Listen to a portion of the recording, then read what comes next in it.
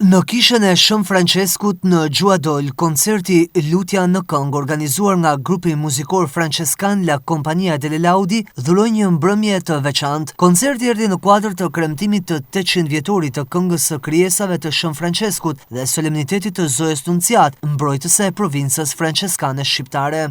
Vepra të veçanta të krijimtarisë liturgjike erdhën të interpretuara në këtë mbrëmje, ku mes tyre spikatën "E jani të lëvdojmë", Mbretnesha e Polakëve, Ylli i Ndritshëm, Maria Nëna Virgjër, mbi vdekjen mizore të Krishtit, Shpirti i bekuar prej krijuesit, kjo bekuar Shën Francesku e të tjerë.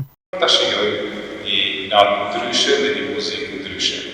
Farler që kemi ardhur dhe Fra Lorenzo që ishte këtu bashkë me shokët e vet, motrat, sonde do të na kënaqet me një koncert pak ndryshe që se kemi besoj të tjera dhe është këtu.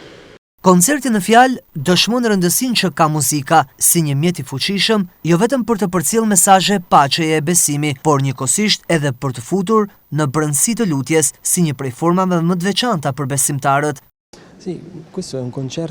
Koncerti i muzikës mesdhetare të shenjtë mbi të gjitha franceskane, por edhe traditës popullore. Tek njerëzit ka shërbyer për të lutur, një muzikë e thjeshtë që ka afër Zotin dhe dëshmon se si njerëzit e kanë treguar devocionin edhe përmes muzikës.